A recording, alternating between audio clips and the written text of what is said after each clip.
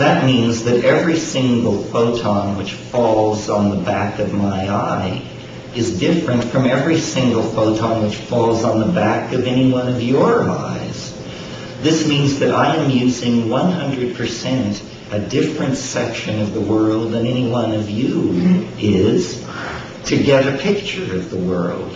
And yet we are sitting here with the naive assumption that our pictures of the world differ only by our perspective within the space of the room. And we have numerous extremely naive assumptions like this built into our thinking. And our most venerable explanatory engines, such as science, happen also to be our oldest explanatory engines, and therefore they have built into them the most naive and unexamined assumptions. For instance, science, we can demolish it in 30 seconds. Science tells you that a set of conditions will create a given effect, and that every time that set of conditions is in place, that effect will be found to obtain. Well, the only place this happens is in laboratories. In our experience, it isn't like that. A contact with a person is always different. The experience of making love, having a meal, riding a bus, these things are always different. It is their uniqueness, in fact, and the uniqueness that pervades all being that makes it bearable at all. Yet science is willing to tell you that the only things worth describing are those phenomena that can be repeatedly triggered.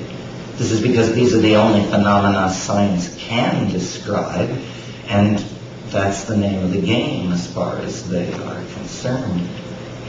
But we, to claim our freedom, to take advantage of the tiny moment between immense abysses of unknowability, perhaps death, perhaps other reincarnations, perhaps transitions into other life forms. These things we don't know. But in the moment of being human, we have a unique opportunity to figure things out.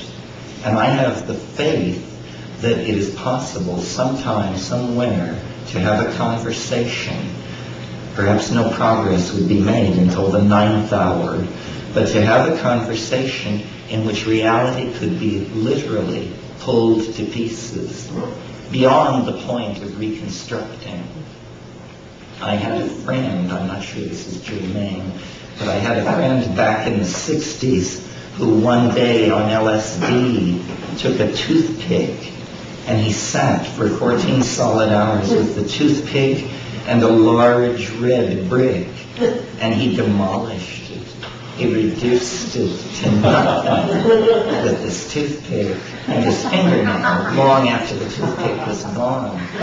And this is what we have to do to the ideological concrete in which we are set. We have to claim anarchy and realize that systems have a life of their own that is anti-humanist. There is definitely an anti-humanist tendency in all systems.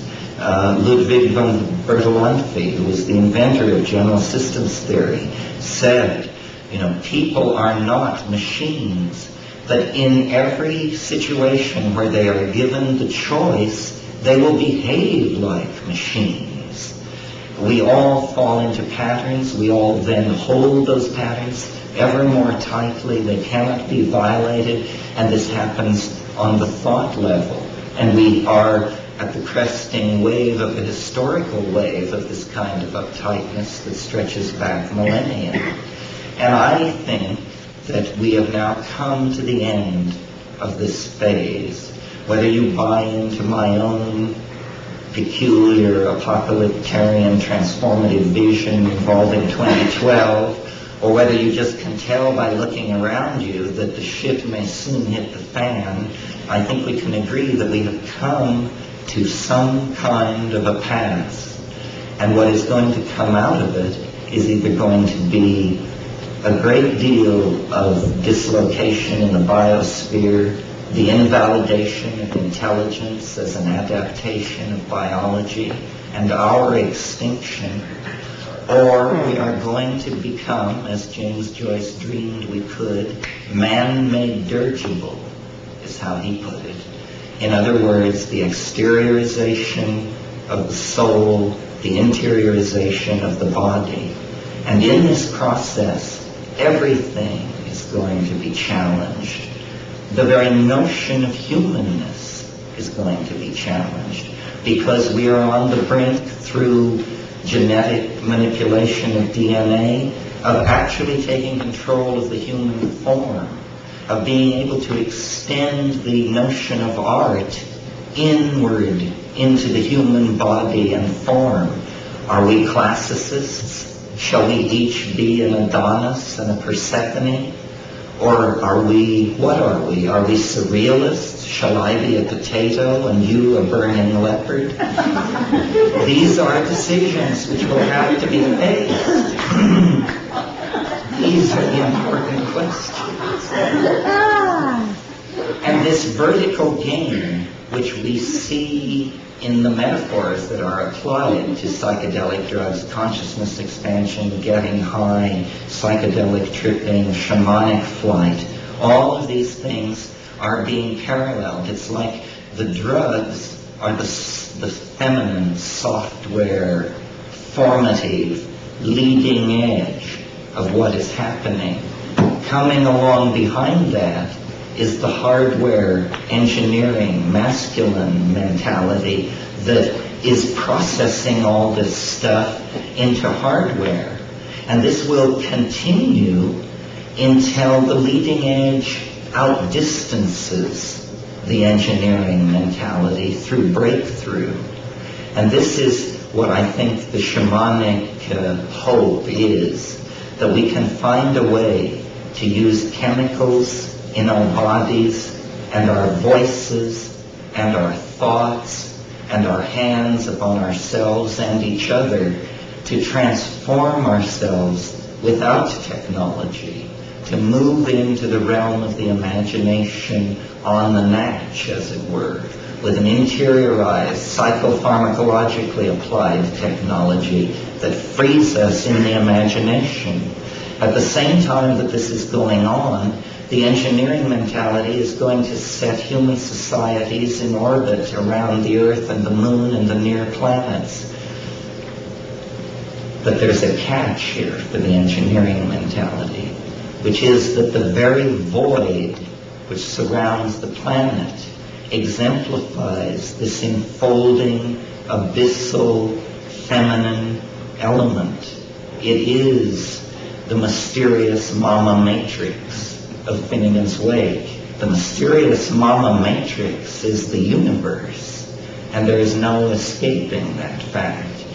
So that I think the engineering mentality, which will seek to change man into his machines, will have to be counterpoised by the psychedelic, earth-oriented, imagination-oriented side of things, which will create then the potential for the spiritual marriage that will be the alchemical perfection of a new form of humanity. And this is not far away. It can't be far away. It must be now and soon. And it is, as I said,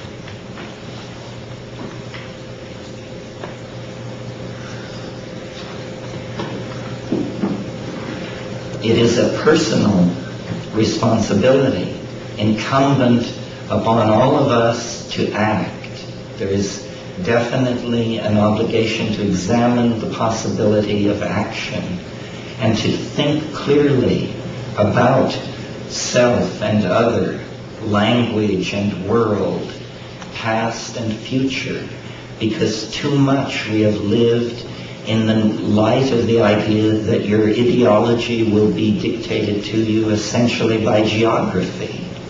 And if you're born in India, you'll find out that the cosmos is one way. If you're born in Brooklyn, you find out it's another way.